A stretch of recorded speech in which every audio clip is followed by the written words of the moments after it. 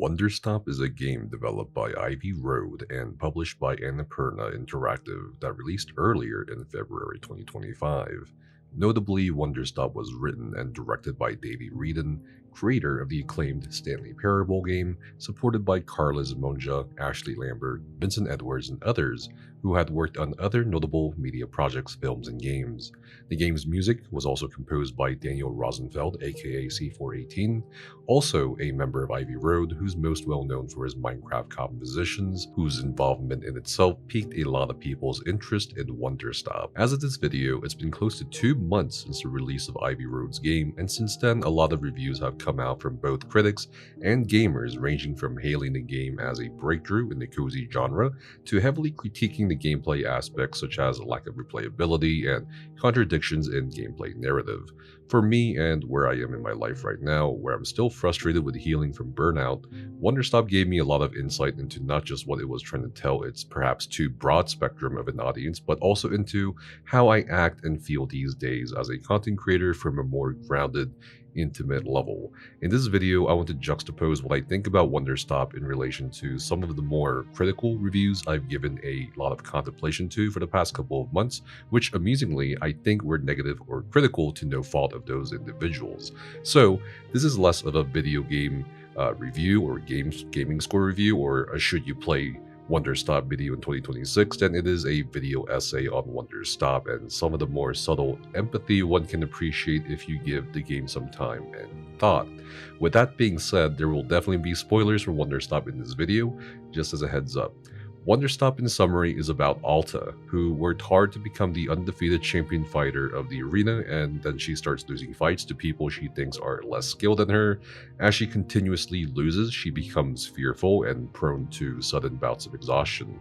So she travels into a forest to look for Swordmaster Winters to maybe get her skills back or to become the fighter she once was, but she gets rejected by the Swordmaster, who she attacks instinctively, and Alta eventually returns into the deep parts of the forest where she keeps fainting from exhaustion.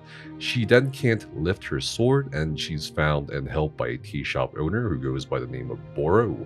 After repeatedly trying to go through the forest again and again, Alta keeps collapsing and decides to take a break by taking Boro's advice and helping manage Wanderstop, the tea shop, temporarily. Boro shows her the ropes, including planting magical seeds to making magical plants, bearing fruits to concoct different kinds of tea for different kinds of customers.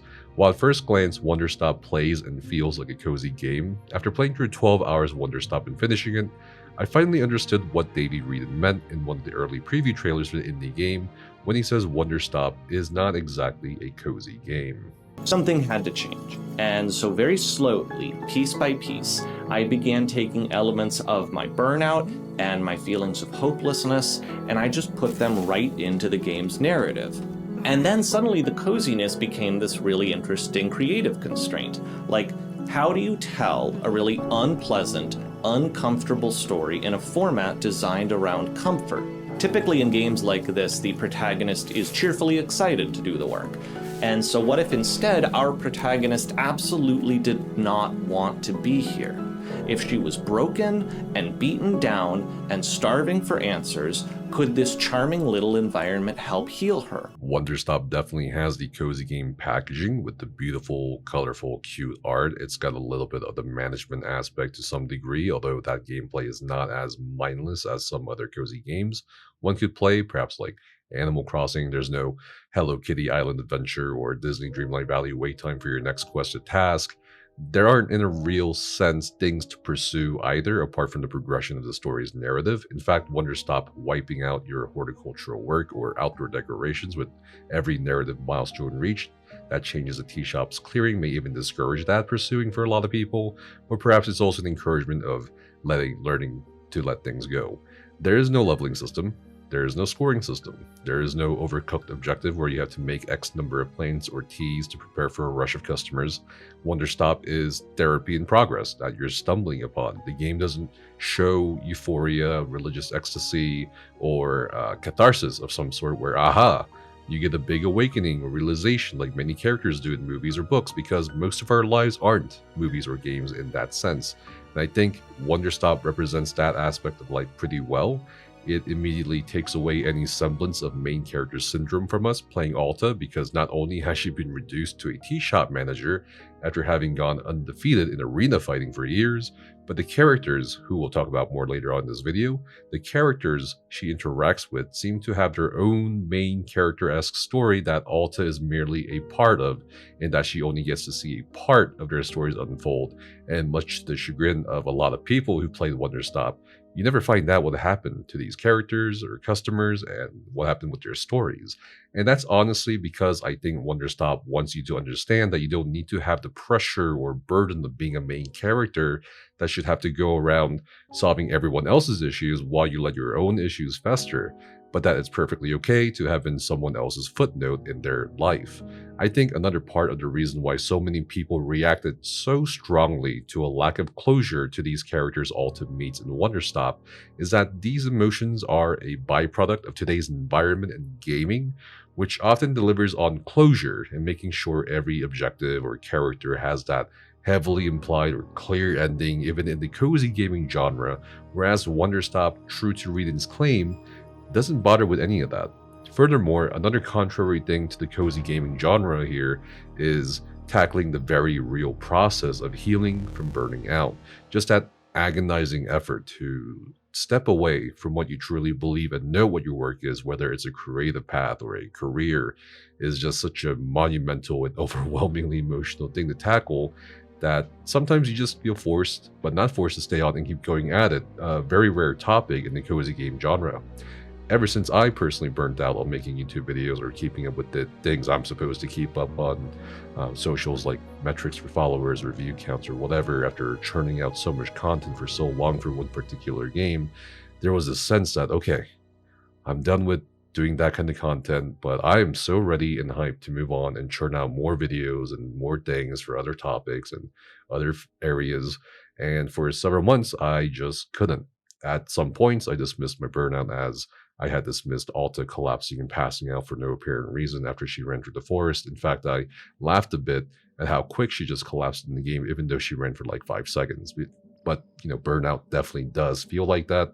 It feels like you get the second win sometimes, but you fizzle out so quickly out of nowhere, or like right after.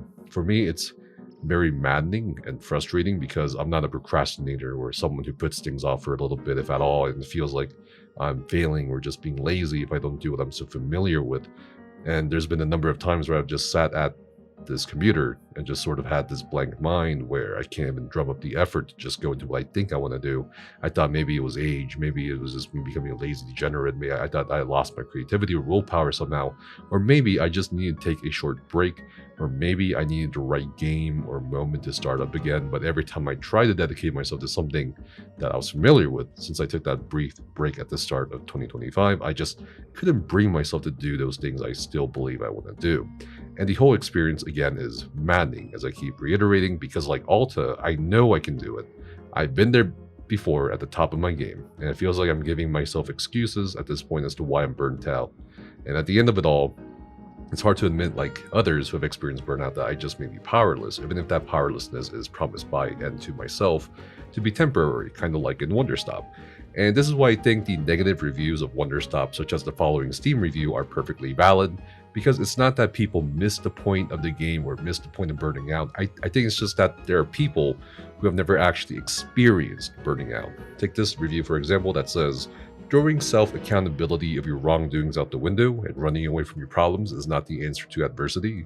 If you're a quitter, you'll love this story. If you have an ounce of determination in you to chase your dreams of ambitions, and you aren't an insane person, you'll get sick of Wanderstop pretty fast.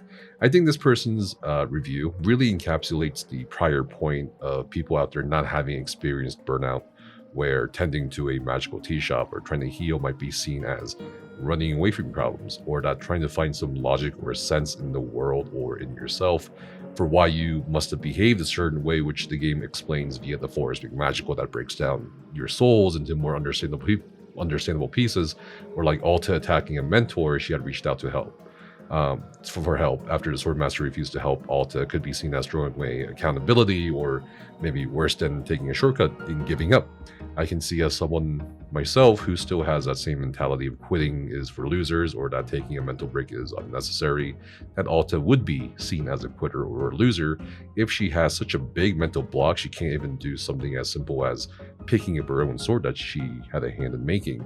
But I think the reviewer here, May They Never Experience Burnout, doesn't account for what happens in the process of life in chasing your dreams or ambitions, because a lot of people on this planet only tend to look at the end result far too often, whether it's someone's financial or societal standing or a crowning gaming achievement.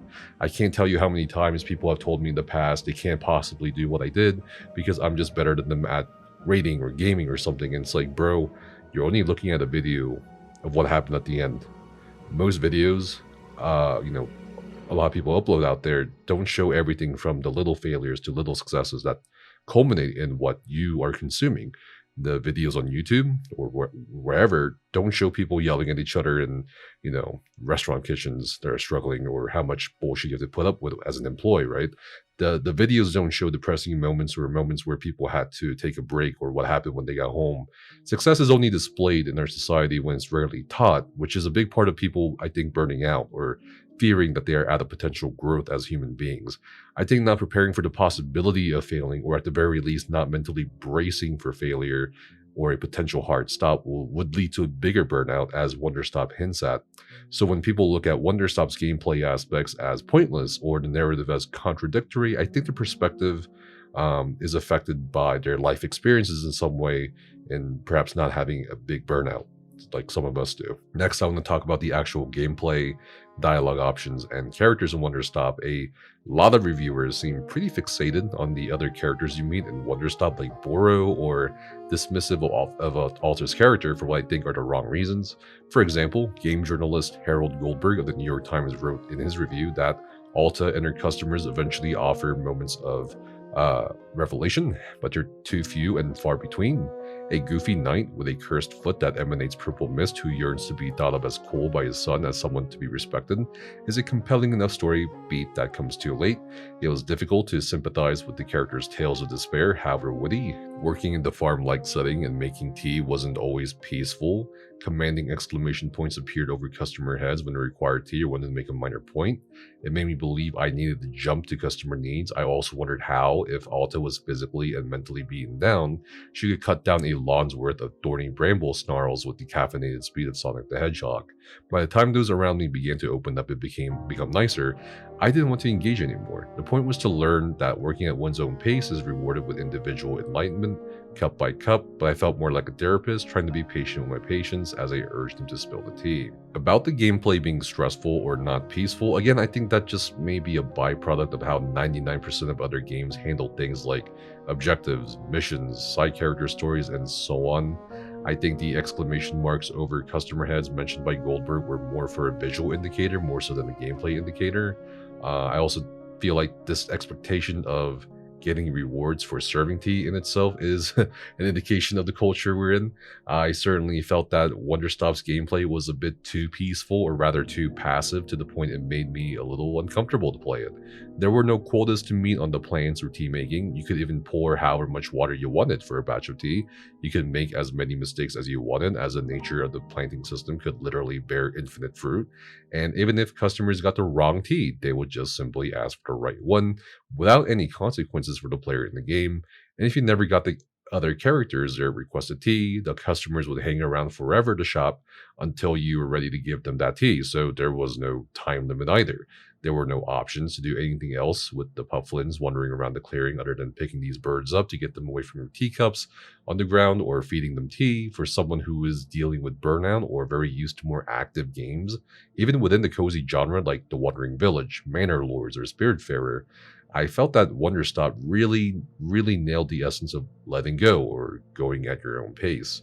As for Alta being able to perform labor-intensive tasks, I think Goldberg and many others mistakenly perceive a burnout person as someone who's so depressed or physically exhausted they can barely get up from the couch or anything. But Mental health professionals have described burnout as a stress state of complete mental, physical, and emotional exhaustion, where you are having difficulties engaging in activities you normally find meaningful or familiar with as you experience an increasing sense of hopelessness or loss of effectiveness.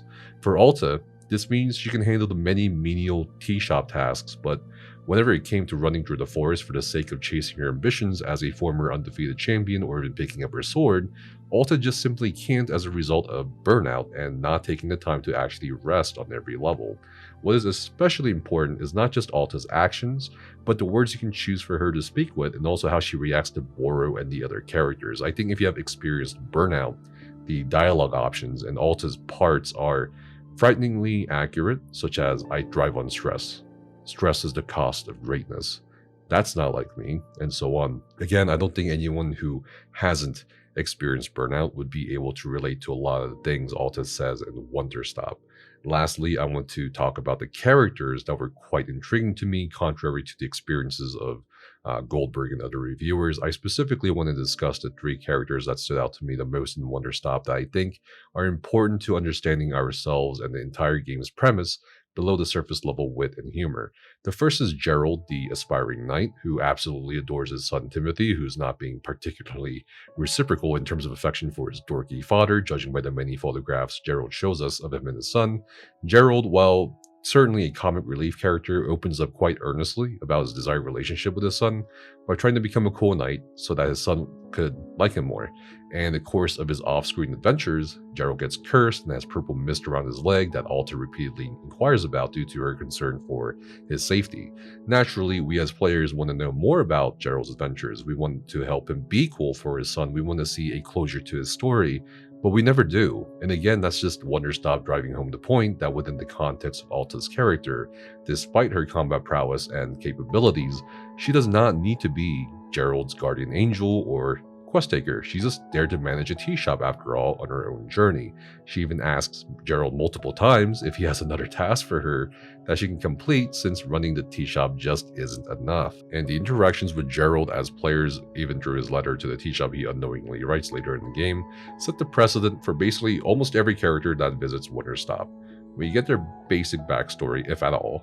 We serve them tea, and that's really it for the most part, with a lot of them making them impossible tasks to fulfill, much like how most strangers we meet in real life reflect this reality. The second important character I want to discuss is the fighter, Wreden. Wreden is perhaps the most emotional character for us to deal with as Alta, because Wreden is familiar with Alta and knows of her celebrity reputation, as he's seen her fight in the arena. He's a gut-wrenching reminder to Alta and to us of what we once were. He looks up to Alta as a model fighter and desperately wants her to impart her combat knowledge to him through sparring. But when they set to sparring, Alta faints because of her burnout, and Wreden immediately sets himself to task in trying to help her by locating and proposing an expedition to a healing spring in the magical forest that surrounds the tea shop. Wreden puts forth this quest before Alta, believing this magical healing spring will help her overcome her burnout state, but as he explains the plans and the logistics for the expedition to her, Alta becomes really overwhelmed and extremely stressed, asking Wreden to stop. And because Wreden believed in Alta not as a friend or as a person, but as an idea of someone he thought he knew, he immediately dismisses her as a coward who's lost her spirit, and that she's not someone he thought she was, despite only having met her for maybe an hour. The secondary messaging here with Wreden's character is that most people don't like hanging out with people who are burnt out after having hung out with them previously, which I can definitely attest to personally. Most people would prefer to be with the life of the party, or people who they perceive to be more fun than they are capable of being at that moment. And Wreden's rude, dismissive departure from the clearing, where Alta is left by herself to continue grappling with her burnout without his help, exposes that uncomfortable truth in our reality where most people won't be there for you at the lowest points in your life. And it's hard not to feel some kind of karmic satisfaction when Wreden later returns with an arm missing after letting his guard down against an unspecified enemy in the forest. But when his words echo that of Alta, where he says, "I just need to recover, once I do, I'll be twice the fighter I was," and repeats it as a mantra, we can recognize Alta, and by extension ourselves, in Ren's more obvious burnout, or at least denial, which is a big part of burnout in the form of his missing arm. The third and final most important character, in my opinion, is Zenith, a friendly multi-dimensional alien being that somehow found Alta's reality in the tea shop. Zenith is obsessed with the random human businessmen that demand coffee, even though Wanderstop is a tea shop and not a coffee shop.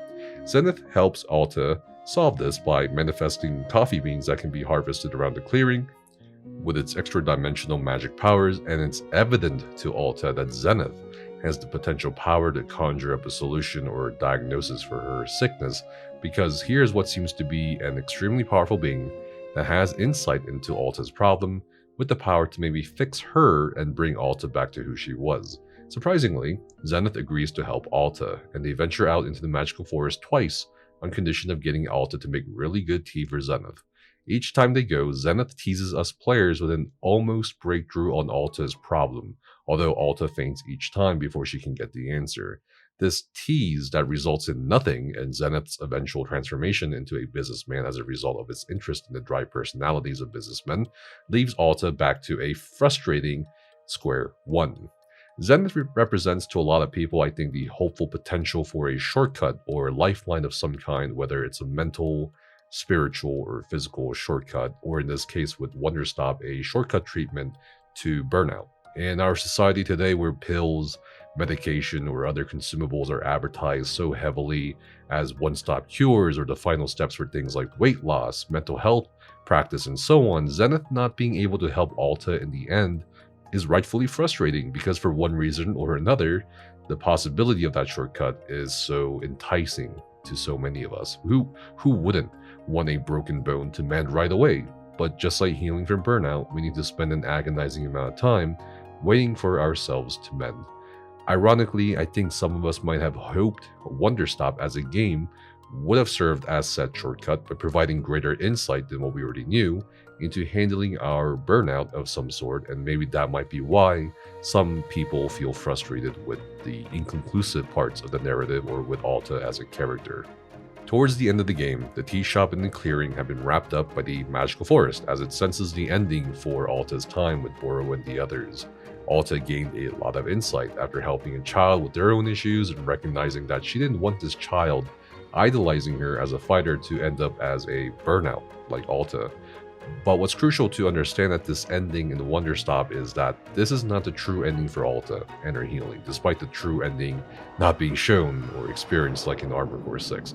This whole game is probably the first exhausting yet productive step, or one of the many little steps, perhaps for Alta to start actually recovering from her burnout state. At the end of Wanderstop, Alta is not triumphantly brandishing her sword, nor is she back at the arena after having learned a big lesson about life, nor is she immediately setting out to apologize to Swordmaster Winters for attacking her. Alta's just sitting on the bench next to Boro, as she had the many times he had brought her back from the forest to wake up from exhaustion. Unlike all those times when Boro had brought her back to the bench and he had stood up first to get ahead of Alta to take care of the tea shop, Alta is the one that stands up first before Boro, signifying the beginning of her healing. And maybe after seeing Alta stand up, the playthrough of Wanderstop will help some of us stand up from our chairs to get ready for some hard healing in our own lives.